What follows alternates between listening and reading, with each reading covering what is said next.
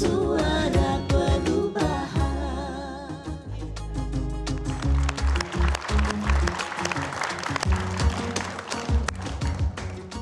Ya, kembali lagi di Suara Perubahan. Suara Perubahan. Mohon maaf, kita terlalu kompak ya. Kita terlalu kompak. Terlalu kompak. Mas Daud, kemudian dari segala macam visi misinya pasangan calon Amin ini, bagaimana cara biar masyarakat percaya dengan segala macam yang sudah tertera di situ? Saya kira begini ya, Pak Anies itu serius, Pak Muhaimin serius, dan kami semua yang ada di timnya juga serius. Keseriusan itu yang jadi modal utama kita untuk memberikan yang terbaik buat masyarakat, dan itu bisa dinilai dari kualitas visi misi yang kita hasilkan. Saya percaya masyarakat merindukan kepemimpinan yang serius, dan untuk itu mereka akan pilih perubahan. Oke. Dan mungkin seberapa jauh ya itu semua bisa diimplementasikan begitu. Kita mulai dari Mbak Nadia dulu kali ya, karena ini juga sekaligus menutup ya untuk agenda-agenda perubahan ke depannya, apa yang harus dikembangkan lagi dan kira-kira itu bisa diimplementasikan tidak sih? Ya, saya sendiri sih yakin ya, karena kami ikut menyusun visi misi tersebut dan kami setiap melakukan visi misi itu kami selalu punya suatu ukuran gitu, termasuk misalnya kita punya program, kita harus memastikan bahwa program itu tuh punya istilahnya ada bisa dilakukan secara ruang fiskal gitu, jadi anggarannya bisa direalisasikan gitu.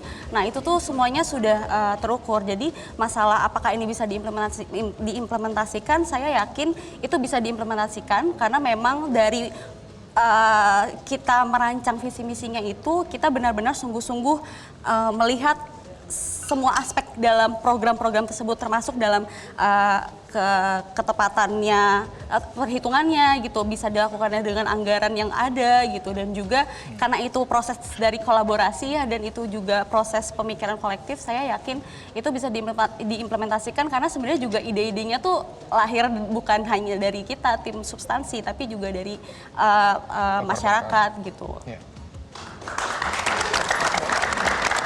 Kalau Pak Amin, bagaimana Pak? Ya, sejauh ini, mau saya sangat yakin atau bisa kita implementasikan? Sebenarnya bukan yakin tidak yakin, tapi kalau Pak Anies selalu mengatakan bahwa kalau mau lihat prediksi masa depan, lihatlah masa lalu gitu kan.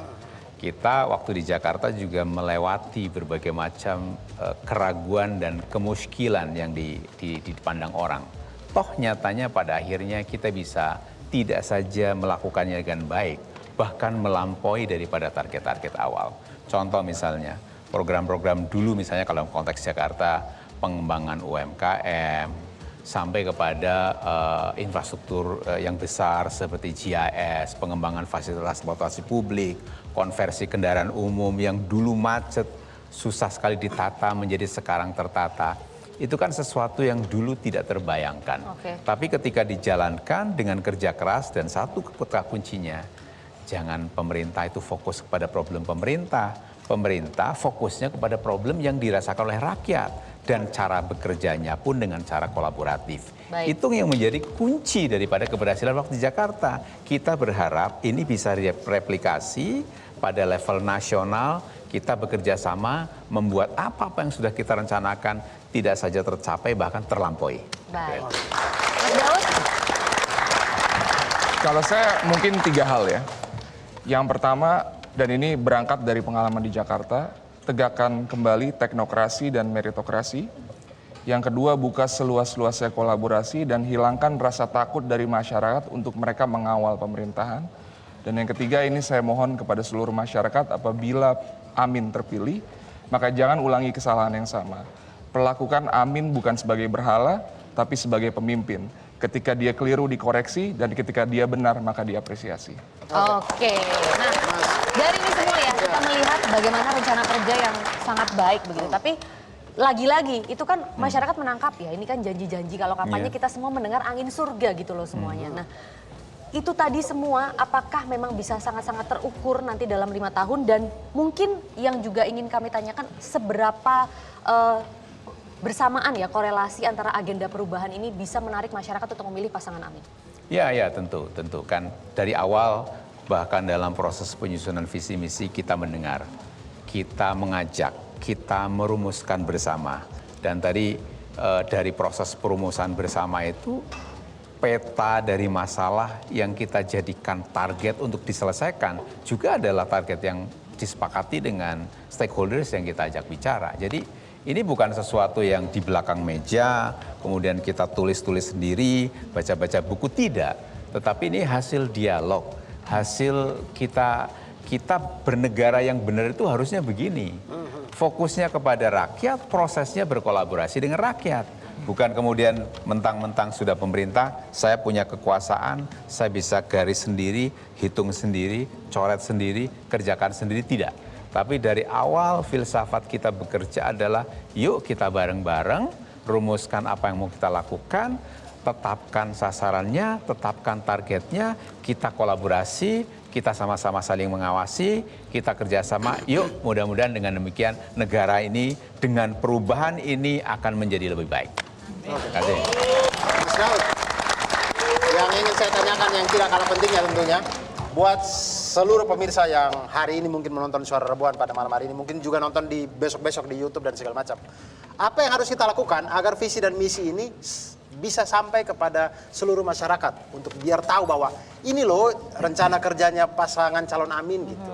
Di pelosok-pelosok dari Iya, iya. Sabang sampai Merauke yang dimasuk-masuk Iya, daerah tertinggal juga gitu loh Mas. betul. Saya kira kuncinya adalah tentu saja kerja-kerja teknis dilakukan. Seluruh timnas Amin bekerja sangat keras untuk mensosialisasikan itu. Tapi saya kira kata kuncinya sebenarnya adalah resonansi. Resonansi. Jadi kami percaya bahwa apa yang kami tuliskan di visi misi Amin itu adalah berangkat dari persoalan masyarakat dan berupaya menghadirkan solusi buat masyarakat. Oke. Kami yakin ketika resonansi itu dirasakan oleh masyarakat, pesan itu akan sampai. Oke, luar biasa. Dan Tepuk itu tangan dia. untuk tiga orang narasumber kita yang luar biasa pada malam Dan hari untuk ini. kita beresonansi sama, jangan lupa itu ya, nanti lihat di aminajadulu.com ya, di situ. Oke. Biar dibaca sama-sama, biar kita sama-sama beresonansi. Iya. Jangan lupa juga untuk resonansi gabung di Suara Rebuan lewat Betul. website reboan.id. Reboan.id. Karena aspirasi dari masyarakat Rebuan di daerah-daerah akan kami bahas di sini setiap hari Rabu. Saya Maria Lizia Hasni. Saya Bro Arsad, pamit. Sampai jumpa, selamat malam.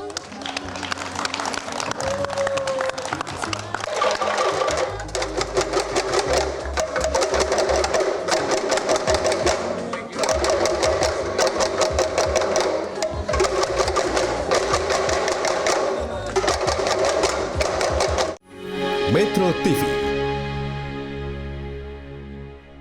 Jelajahi cara baru mendapatkan informasi. Download Metro TV Extend sekarang.